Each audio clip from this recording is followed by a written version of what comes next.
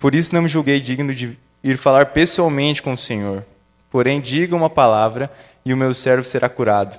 Porque também eu sou sujeito à autoridade, tenho soldados às minhas ordens, e digo a este, vai, e ele vai. E a outro, venha, e ele vem. E ao meu servo, faça isto, e ele o faz. Ao ouvir essas palavras, Jesus ficou admirado com aquele homem. E voltando-se para o povo que o acompanhava, disse: Eu lhes digo que nem mesmo em Israel encontrei fé como esta. E quando os que tinham sido enviados voltaram para casa, encontraram o servo curado. Amém, amém, gente. Eu quero dar ênfase em 2 versículos específicos. O primeiro deles, o centurião ouviu falar a respeito de Jesus. Esse era o nível de conhecimento que o centurião tinha tido sobre Jesus. Naquela época, Israel estava sob o domínio do Império Romano. O povo de Israel, que era a nação escolhida por Deus, para que Deus se revelasse, para que Deus revelasse a sua natureza a esse povo específico e que esse povo específico proclamasse sobre esse Deus a todo o restante desse povo. E centurião era um dos oficiais do Império Romano. Ele não fazia parte do povo de Deus. Não fazia parte desse povo que era escolhido por Deus para se revelar. E esse era o nível de conhecimento do centurião sobre Jesus. Ele tinha escutado falar. Ele não tinha visto, ele não tinha conversado, ele não tinha tocado, ele tinha escutado falar. E é desse cara que vem a fé que admirou Jesus. Ele escutou falar, e o segundo versículo que eu quero pontuar é: eu não sou digno de recebê-lo em minha casa. Ele escutou falar sobre Jesus, e essa pequena parcela de revelação que ele teve de Deus, essa pequena fração de revelação que ele teve de Jesus, foi suficiente para causar no coração dele temor. E ele reconhecer que ele não era digno de receber ele na casa.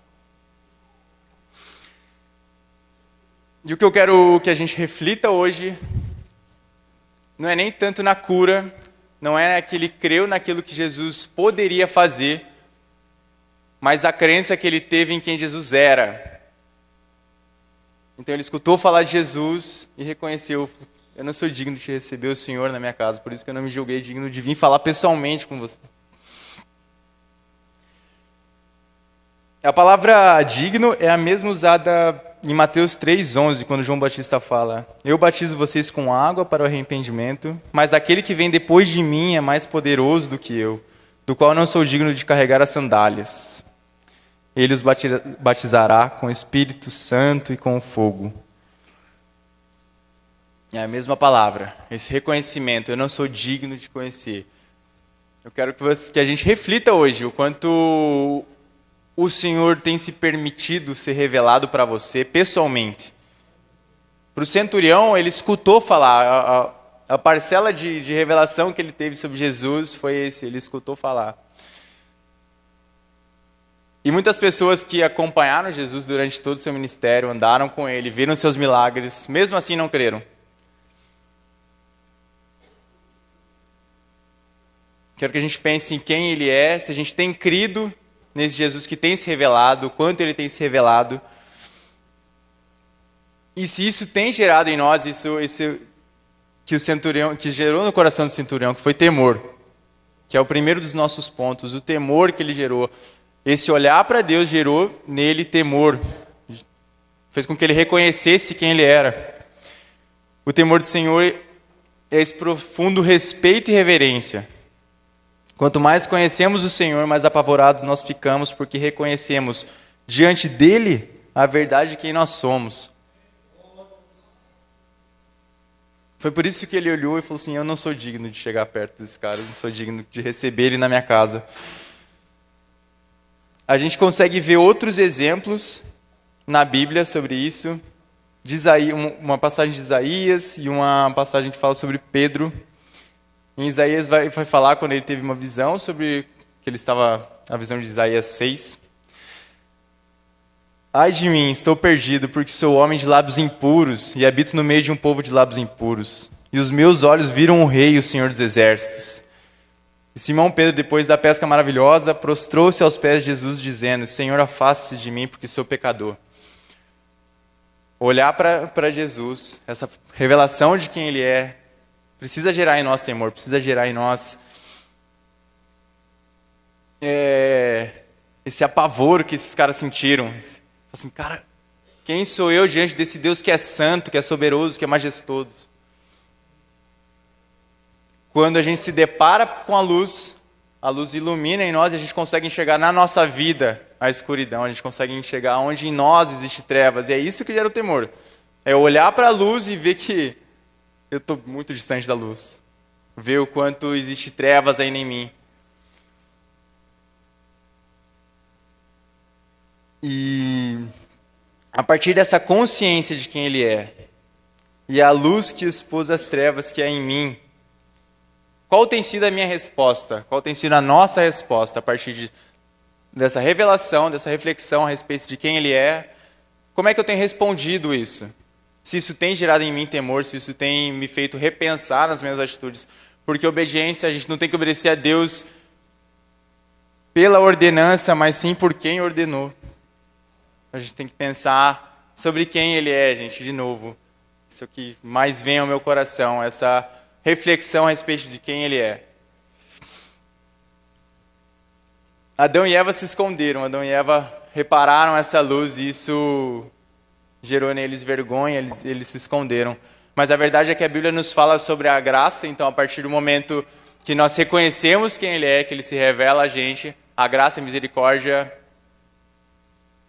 trazem esse indigno para filho. Fazem dessas minhas trevas luz, porque Ele tem misericórdia da gente, a graça dEle alcança os nossos corações. E o primeiro ponto da pregação é sobre arrependimento. Arrependimento, a pregação de João Batista falava. As promessas sobre João Batista é que ele prepararia o terreno para receber o rei. E a pregação dele era sobre arrependimento. Então, o primeiro ponto, gente, a partir dessa reflexão, a partir de a gente olhar para esse Deus e quem Ele é, tem que gerar temor no nosso coração, porque a gente reconhece quem somos perante Ele e tem que nos levar a um arrependimento genuíno. Porque arrependimento precede a vinda dEle. O arrependimento é um movimento que vai gerar antes que Ele venha. E Ele vai vir, gente. Essa é a mensagem, Ele vai vir, a gente precisa andar em retidão e arrependimento. A gente consegue olhar 2 exemplos de arrependimento da Bíblia. E esse arrependimento é uma decisão interna. É uma decisão, arrependimento não é remorso, e sim uma decisão que a gente toma. É uma mudança de atitude perante Deus.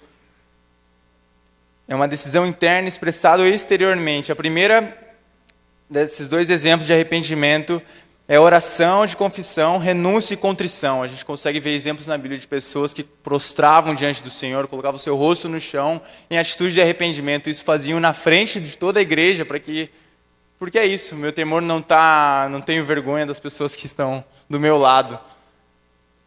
Mas sim arrependimento genuíno e sincero perante o Senhor, esse movimento pontual, de uma situação pontual,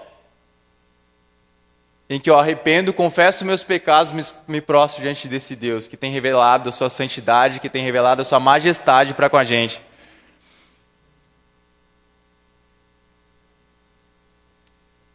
Essa confissão, esse perdão de pecados, existe algo especial nesses momentos pontuais. E a segunda, e tem um versículo sobre isso, perto está o Senhor dos que o têm o coração quebrantado. A segunda é a mudança de atitude, é o famoso segunda-feira. Depois desse momento de confissão, de contrição, de reconhecer de fato, confessar os meus pecados, renunciar. Tem a segunda-feira, a terça-feira, a quarta-feira, que é a minha mudança de atitude de fato. Aquilo que me faz andar, dar meia volta, se eu estava caminhando para esse lado, o meu arrependimento é caminhar para o outro lado, para o lado oposto. E esta é uma decisão diária de mudança de atitude. Deixar o pecado para andar em obediência. Efésios 4:28 vai falar, aquele que roubava não roube mais. Pelo contrário, Trabalhe fazendo com as mãos o que é bom, para que tenha o que repartir com quem está atravessando um período de necessidade. O convite é remover das nossas vidas o obstáculo que pode impedir de receber Cristo, que pode impedir da revelação que Ele deseja. E durante toda a Bíblia é a história desse Deus que deseja se revelar de maneira pessoal, individual, para cada ser humano. O Senhor deseja se revelar. Primeiro ponto, temor. Andamos em temor, reconhecemos quem Ele é. E isso tem que gerar em nós arrependimento. Isso precisa gerar em nós contrição e arrependimento por quem Ele é, de novo. A revelação da natureza e do caráter de Deus a nós é a maior expressão de graça e misericórdia. Ao passo que o Senhor nos permite ter o entendimento de quem Ele é, esse Deus santo e temível, esse movimento por si só de permitir que o homem conheça parcelas de atributos dele já revela de novo seu grande amor. E essa é a boa nova do Evangelho. O Deus santo, majestoso, teve misericórdia de nós pecadores e fez com que os inimigos passássemos de inimigos para filhos. E mesmo que a gente realmente seja, isso precisa ser uma convicção, a gente é indigno perante esse Deus, a gente é indigno de estar aqui, de estar cantando sobre Ele, eu sou indigno de estar falando sobre Ele. A gente é indigno de estar na presença de Deus, mas existe um desejo ainda maior desse Deus, que transborda no coração desse Deus de se revelar para nós, pessoalmente, intimamente a cada um de nós. A Bíblia vai falar que os segredos do Senhor são para aqueles que o temem. De novo, esse movimento de reconhecer quem Ele é, de temer Ele, porque eu observo quem Ele é, isso ilumina quem eu sou, isso faz com que eu reconheça a minha indignidade. Isso precisa me levar a um arrependimento, isso precisa me levar a uma mudança de atitude diária. Mas o que o Senhor compartilhou comigo hoje é muito legal, porque na preparação da palavra, o Senhor já vinha ministrando essas palavras ao meu coração há um tempo, mas Ele me falou especificamente desse momento, do arrependimento e da glória, que é esse momento pontual, que é o hoje. Não a segunda-feira. A segunda-feira é muito importante, mas o que o Senhor nos convida é hoje. Sobre fazermos orações de confissão de pecado, sobre reconhecermos quem Ele é, sobre louvarmos de uma maneira não sobre sentir, mas uma decisão de fato, que eu reconheço Sua santidade, que eu reconheço Sua majestade, o Seu poder e o Seu domínio sobre todas as coisas. Isso tem que me levar a uma decisão, isso tem que me levar a uma decisão de louvar Ele. Isso tem que me levar a uma decisão de me colocar diante dEle, fazer com que eu me arrependa dos meus pecados de fato, que eu confesse os meus pecados de fato. E eu quero que se feche os seus olhos agora, que você reflita sobre quem Ele é, sobre a revelação que você já teve dEle. Talvez você não tenha muito bem definido isso ainda, talvez você não tenha... Seus olhos estão abertos, talvez você não consiga enxergá-lo da maneira como que os outros dizem, mas se você não consegue olhar para Ele, se você não consegue ver esse Deus que todo mundo fala, e talvez você não tenha tido ainda de fato um encontro pessoal, eu peço que você ore agora sobre isso. Eu peço que você ore e fale assim: Deus, se revela a mim. Se esse cara está falando que você deseja se revelar a mim, se revela. Se revela a nós, Senhor. E para você que já teve algum encontro marcante com o Senhor, eu oro para que você se lembre agora de alguma experiência que você já teve, dos atributos que Ele já tem revelado sobre você, E quero que você tome uma atitude diante disso, assim. Eu quero que você pense e ore para que o Senhor esteja te conduzindo a uma atitude que expresse esse reconhecimento que você tem. Que expresse verbalmente, gente, que expresse de maneira física esse louvor e adoração e arrependimento pontual de quem Ele é.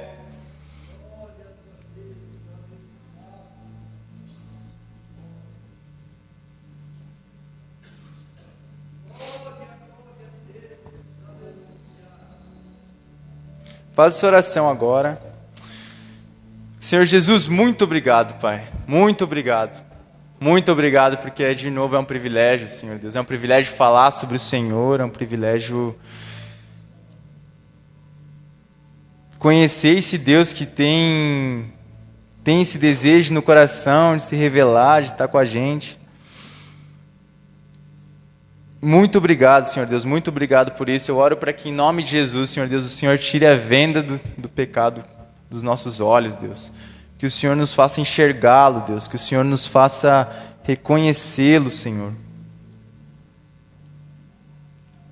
Eu oro para que, em nome de Jesus, Pai, o Senhor nos ajude, Pai, a nos arrepender, porque a gente precisa até do Senhor para orar, Deus. Senhor, a gente precisa do Senhor até para cantar sobre o Senhor, Deus, para orar, Deus.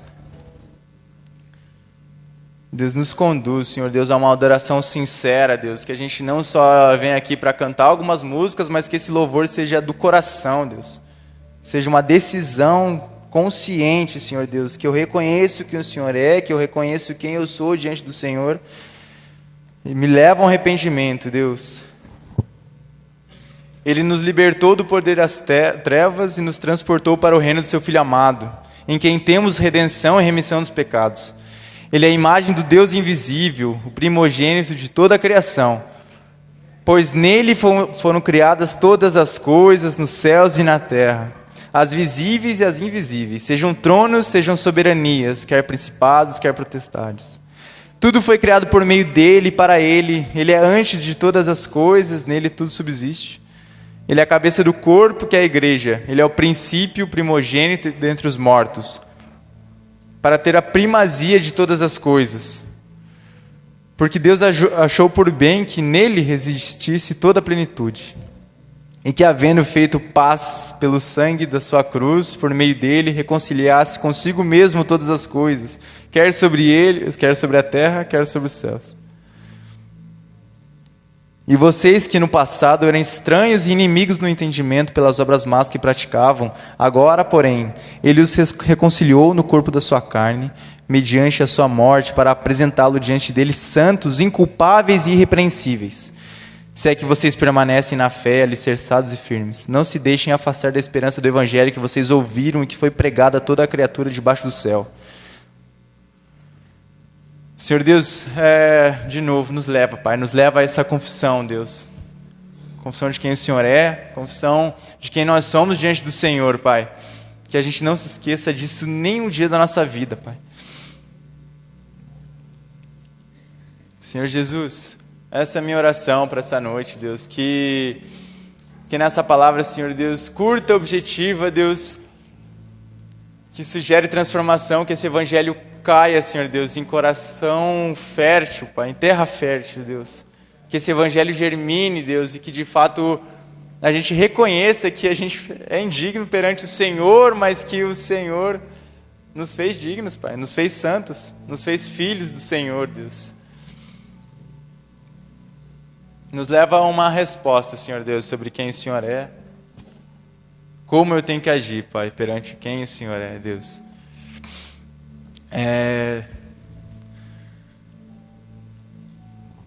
A banda vai subir aqui para cima e eu quero ter bem um momento de oração agora, assim. Se você entende fazer uma oração, eu vou estar aqui, eu vou estar orando, mas tem esse momento com o Senhor.